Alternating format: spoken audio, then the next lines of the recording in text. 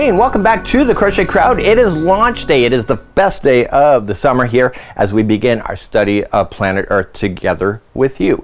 Now today we're starting week number 1, and this is called the inner core, where it all began. And the full center of this, I really wanted to have that texture, so we're going to be playing with back posts and front posts as we get slightly bigger in order to do this. So it's going to be a very quick week because as we get bigger, obviously the slower that we're going to get. Now I got lots of great tips within this particular one because you may want to strategize your colors so that the colors land exactly where you want it to. Remember in the intro I told you that maybe you want to plan it. This is where you're going to want to do it. So for this week we're going to get you started, and without further ado, let's head on into the studio and let's get started right away. So let's play with the study of planet Earth, and I have all 10 balls here. Technically you only need 9, but I use a 10th in order to doctor the colors. What I would recommend, and again this is completely up to you, you'll notice that the Afghan consistently goes in color sequence. Now the best way to do that is to make sure that one ball jumps to the other ball within sequence. So you want to keep the sequence going so that you don't end up with a section of color that is barely in the Afghan so that it looks like it's going to be wrong. So you'll notice here you would think that the center would be blue, but if you can see that this is here, it's like this, so we know that there's green in there. So what I would recommend to you is dig your fingers into the center of the balls and pull up the colors that are right in the center so we can see that green is there. So I want you to do that for at least 9 of your balls, and you can determine what the starting color is by just opening up and just seeing if everything is in there. Because it's wound tightly is that you'll notice that the colors may be different as you're working your way through. So as I'm doing my very last one, now what I want to do is just line them all up so that I know which one is going to go in order. So if I know that the outside color is one color, I'm going to look for the next ball that has the next color that is associated to it. So this ball here can be number 1, this can be number 2. But what happens when you end up with a color that doesn't match? So what I'm gonna do here off camera is that I'm gonna grab my trusty marker and I'm gonna say this is number 1. So this is ball 1 because the blue on the outside of there matches the blue for here. So this is ball 2. And so the outside of this one is also blue. So is there another blue? Doesn't look like it, my friends. So what do we do when there's no ball that matches the outside? That's an easy one. Let me show you. So the outside ball of the other one of number 2 was blue.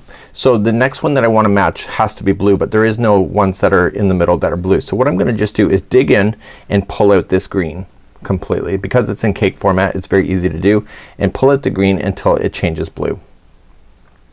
And what I'm gonna do is that I'm gonna leave this green off to the side, and when there's green in the pattern later on, what I'm gonna do when I get to the section of a green of another ball, I'm going to put this green with that other color green.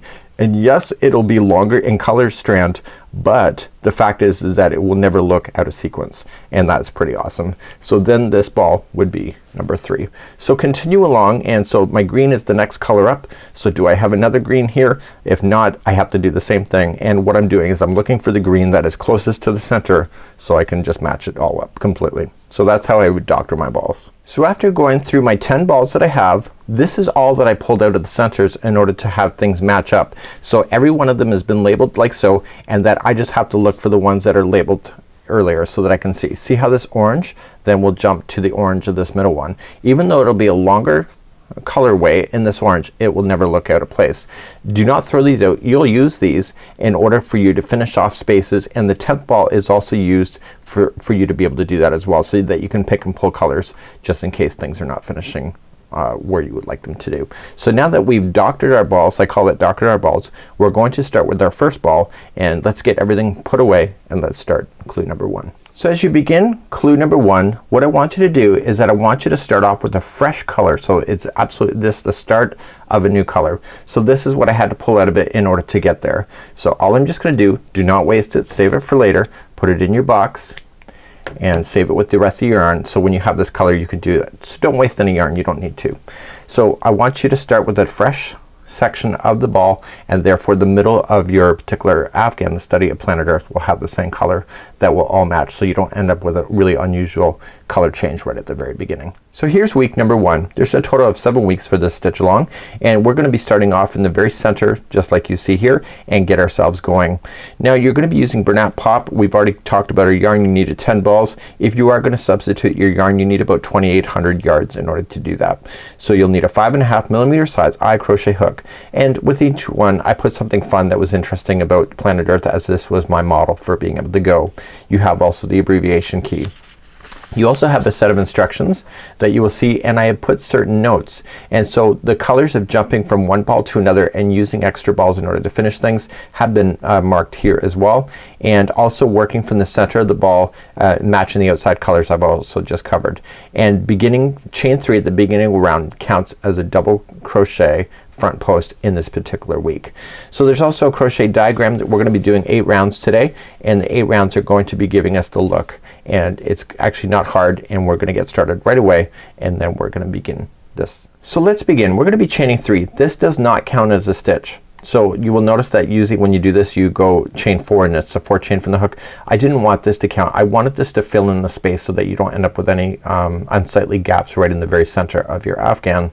So we're gonna chain up 3, and then we're gonna put 12 double crochets in around here, and then in the next round we're going to expand, and then we're gonna start doing the front and back posts in order to get the textured look that you see. So let's begin. Let's create a slip knot.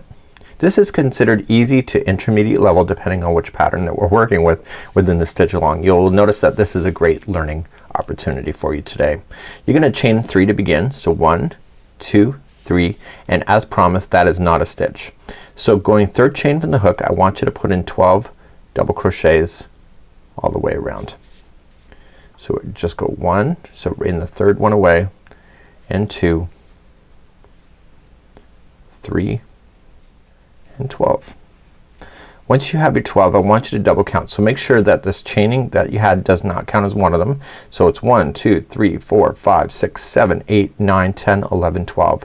Once you're satisfied, join it to the top of the first double crochet, not the chain space, not the chain, but the first double crochet, and pull nice and tight. And see, because I did that extra one that it did not count, you end up with a nice closed circle. So if you were burying in the yarn at this time, you can get rid of it at that time, at this time. And if not, just use a tapestry needle if you've not done that, or just pull out and retry again and bury it as you go. Let's move on to round number 2. So round number 2, we're gonna chain 2. Does not count as a stitch. Again, I want you to fill it, fills in the space on its own. So in each stitch all the way around, I want you to put in 2 double crochets in there. So 2 into each, so there will be a total of 12 sets of 2, giving you 24 stitches.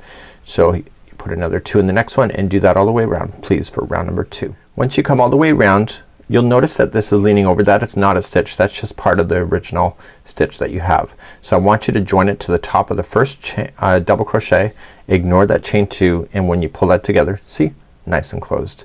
Let's move on to number 3, and we're gonna start our texture, which is part of the whole point of this Afghan today. So what we have here is that the symbols here with the hooks are representing back and front posts, and you can see on the side here this is what they're meaning. So when the loop is turned this way, it is a back post double crochet. When it's turned the other way, it's a front post.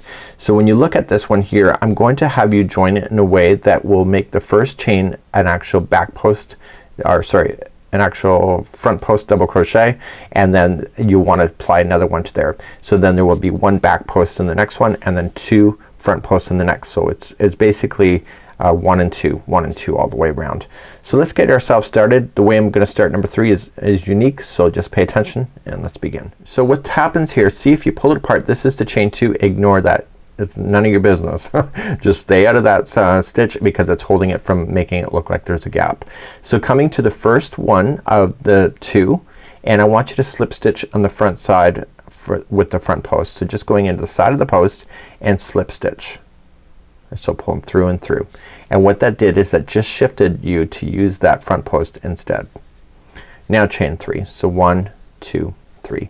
So this chain 3 creates the look of a front post double crochet, and in that same post I want you to front post double crochet. So coming in from one side out the other on the front side of the project, and just double crochet.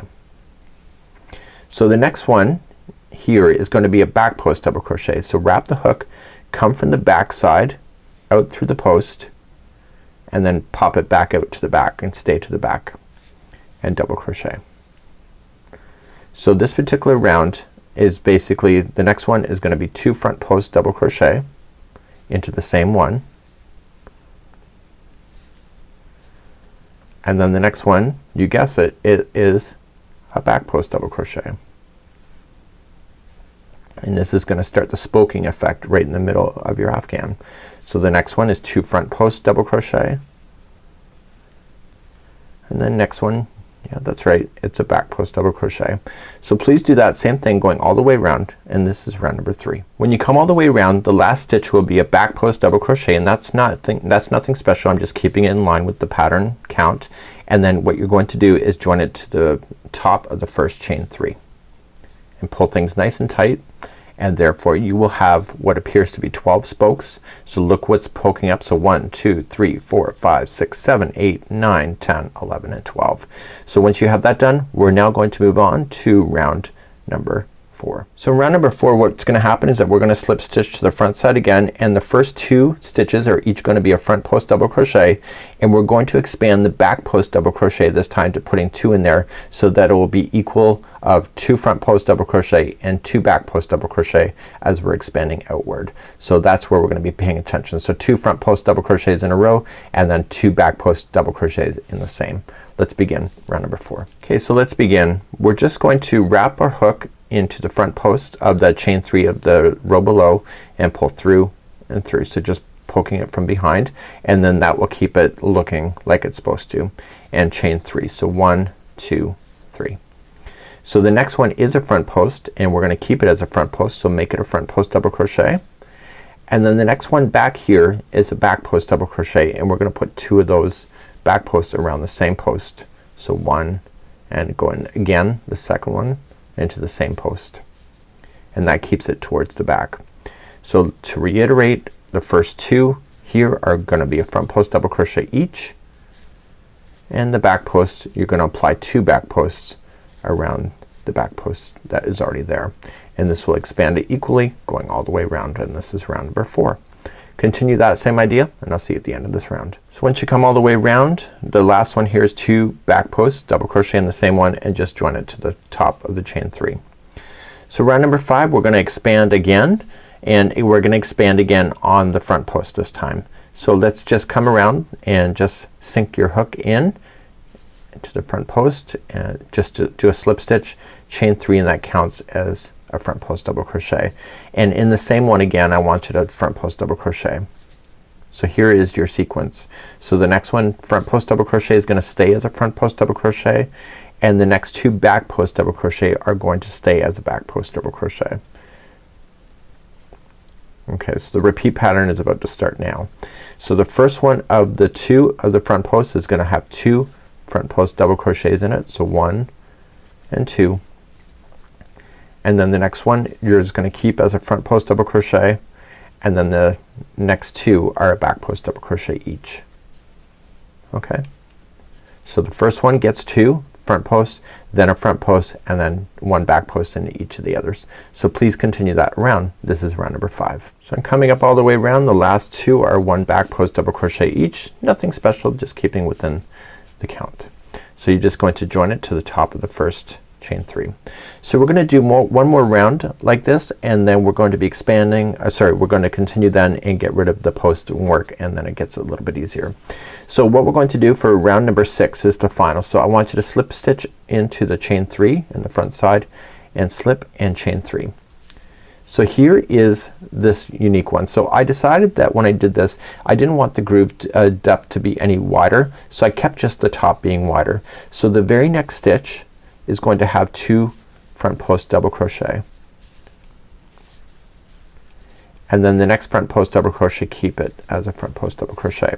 So if you're realizing, the first one is a front post double on its own, the middle one of the 3 has 2 front post double crochet, and then the third one has only 1. So the expansion is happening right in the center here, and what this is doing is, instead of leaning off and out, it's just gonna stay completely straight. So the next 2 are in the back post double crochets. They're already there. Just fill those in, back post double crochet each, And let's review one more time. So you have 3 front post doubles. The first one is one by itself, and the expansion is gonna happen in the second one. So you're gonna put 2 front post double crochet in the second one, and then 1 front post double crochet in the third one, and then the back post double crochet is 1 into each. So please do that all the way around for round number 6. So we're coming up all the way around on number 6, and we have our expansions. It's awesome. Life is good. You're going to then just join to the top of the first chain 3. Let's move along to round number 7. So we're almost done. You'll see it's nice and flexible, and this is a great texture so far. So it's like the centrifuge really. So we're going to chain up 1, and we're going to put 1 single crochet in the top of the first chain 3 space, chain 3. So 1 and then 2. So 2 into the top of that one, and I just want you to make sure that you're paying attention to all of the stitch work. So here's the next one, and so the next 5 in a row are each going to be 1 single crochet. So 1, 2, 3, 4 and 5. And I want you to notice something. When I designed it, the first one that pops up, the front post double crochet, always gets 2 single crochets in it if you're keeping count. So 1 and 2, and then the next 5 are by themselves. So 1, 2, 3, 4 and 5, and guess what? The front post double crochet is next. So then that will have 2 and then 5 and then 2 and then 5. Please do that all the way around. This is round number 7, and only one more round to go for clue number 1. So I'm coming up to around to the end of round number 7. So we have a choice to make, and when I designed this, this is why I had the notes about controlling your colors with the 10th ball. So we're just going to join to the top of the first, or to the first single crochet. So let's look towards the ball that we have, because I bet you're looking at it now and thinking, there's not a lot of blue left. So now you have a choice to make, and let's make those decisions now. So we have a choice to make. I don't have enough blue to go around. I'm just experienced enough that I know. So what I'm gonna do here, and this is just my choice, and you can decide what works for you. If you want things to be randomized as they come out, you can do that as well. And I'm just gonna pull the remaining of this blue out, and I'm going to snip the blue. And what I'm gonna do is that I'm gonna finish this blue here, and I'm going to save this for another time that I have blue, and I'll add it in then. So you know, sometimes manipulation is awesome. So I'm going to start off the next round as a fresh round, so that I don't end up with a color that is changing midway through. Because your eyes always go to the center of anything, right in the center of the Afghan, if it's gonna change anywhere that looks abnormal, your eyes are gonna go to it each and every time. It's just a guarantee. So save this for another time, and then get your ball ready for another color as we begin then the final round, number 8. So let's begin your final round, number 8, and you have some choices to make. The pattern states to where you joined. You can actually have it so that you can do a standing double crochet. I'm gonna show you a cheating technique as well, so that you can not accidentally look like you have a stitch left over. So what I want you to do is that join it right where the first one is, and you can either go in there, slip stitch, chain up 3, and that counts as your first double crochet, or you can do a standing double, and I'm gonna show you how to do that now. So put it onto the hook and pinch so it doesn't rotate, and wrap the hook once, and then going in to the stitch, pulling through, and then pull through 2 and 2, and that's a standing double crochet. So that's pretty awesome, right? So I buried it in as one, and I want to put another double crochet in there as well. So the next 6 double crochets are each 1 double crochet. So 1, 2, 3, 4, 5 and 6, just like that.